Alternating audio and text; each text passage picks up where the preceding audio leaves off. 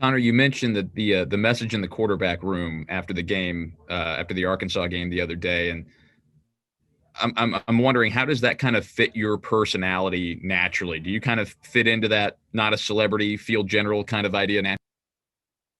Yeah, I think so for sure. I think just being a leader of the offense, I think they're not looking for a guy that wants all the hype and wants to be on social media all the time and doing all that. They just really want to win games, and best way to do that is to have a guy that's kind of a field general and tough guy that will do anything. Go ahead, Dave. Hey, Connor, when you got into that Georgia game last year on the road, what did that do for your confidence or just who you are as a quarterback now? Was that kind of a important moment for you in your development?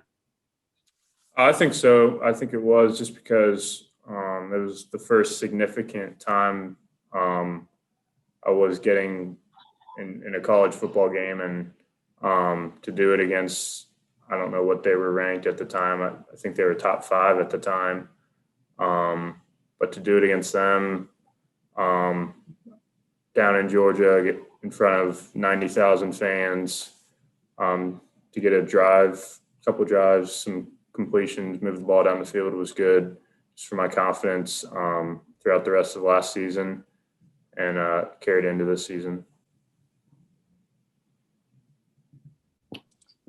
Colin. Hey, Connor, one of the things that Larry said earlier this season he likes so much about Coach Drink is just the care and the thought he puts into play calling. And I can't remember if it was his second or his third touchdown run, but it's that play where Elijah Young came in motion, and then you guys have put that in film a couple times, and then you went and hit the counter. I'm just curious, what is it about Drink's play calling that gives him that knowledge in that moment to know that's the right time to hit the counter to the play you guys have been putting on film? Yeah, I think so. There's a bunch of stuff that he puts in, and he waits for the perfect time to call it. He doesn't waste it on a time where he thinks it might work, it might not work. He waits for the perfect time to call things, and if it doesn't get used in a game, then we'll carry it again next week. If it's the right look, or you might see it again. Like there's been some plays where we had it in the game plan week 1 or 2, and we didn't run it, and now you're just seeing it again in week 7 and 8. So it's kind of stuff like that. Is that just experience, you think, for him as a play caller, knowing when that perfect time is? Yeah, I think so. I think he's super experienced, obviously, and he knows what he's doing. He knows when to call the right stuff. So. Go ahead, Jack. Connor, there were 2 throws to Barrett on the final minute-long drive where it looked like he was kind of deep into your progressions and he had to step up and escape the pocket on the last one. Can you kind of take us through those progressions and what you're seeing on those 2 plays? Sorry, I'm trying to think of the first one. I think the first one was the longer one. First one wasn't really designed for him to do that at all, but I mean, I was just looking. It was kind of a wheel route to Beatty on the left side, or an under route to, I think, to Barrett, but neither of those were open. So I just kind of stepped up in the pocket. He saw me kind of step up to the right and scramble to the right, so he kind of turned back, and the defense flowed to the right. So I've kind of found him open a little bit across my body to the left. And then the second one was just he kind of ran a curl in the middle, and he wasn't open at first. And then kind of the same thing. I stepped up in the pocket to the right. The linebacker kind of shifted over and found him open to the left. So, go ahead, Peter. Yeah, Connor, I guess what does Georgia's defense do well, and what are things I guess you're aware of watching film against them that you, I guess, are maybe going to exploit or poke holes in? I think the biggest thing is just they've got a bunch of different coverages and defenses that they play. I think there's been a lot of teams that we play that just play kind of one coverage, one kind of package.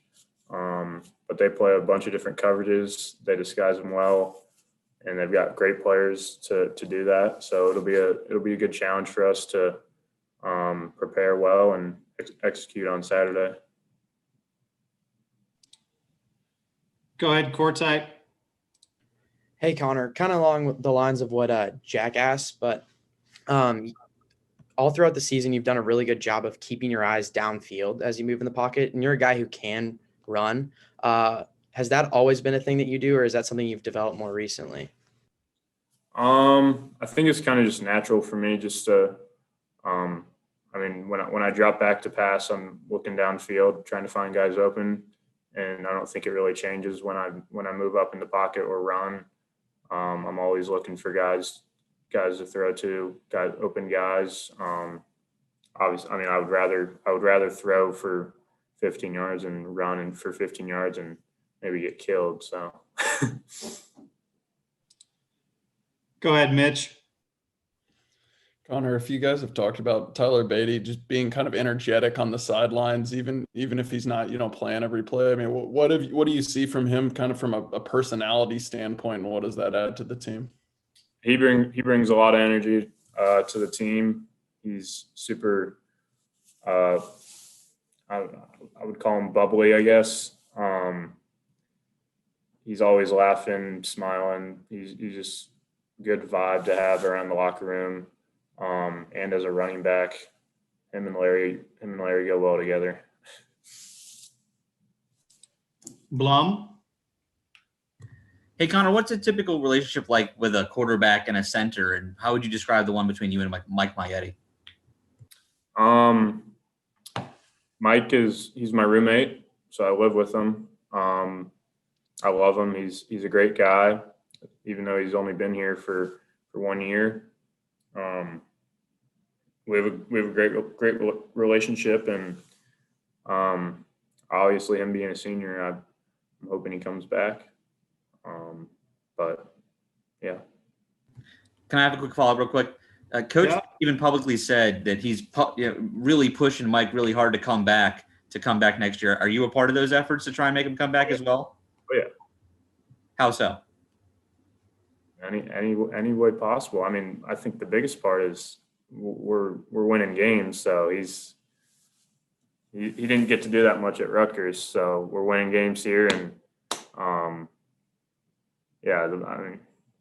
if he wants to win, then come on back. Bennett, and then Suichi. Hey, Connor, I lost my Wi-Fi for a sec, so I hope you haven't already been asked this, but I wanted to ask about Damion Hazelton, and just with him, he hadn't had a ton of chances in crunch time spots earlier in the season. So just sort of what it was like to throw to him on that last drive and throughout the fourth quarter. And if, just sort of what the team's reaction was to him getting that chance, and just sort of how you've gotten to know him.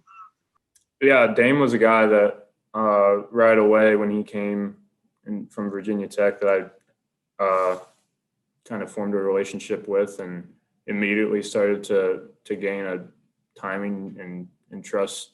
Started to trust him right away, throwing to him.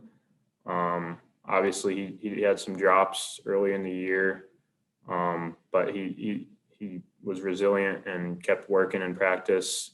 Kind of stayed level-headed and waited for his chance to kind of get back in the game and make an impact. And that's what he did. And he came up huge for us on Saturday, and I'm sure he will the rest of the season. All right, Suichi, close it for Connor here. Cool.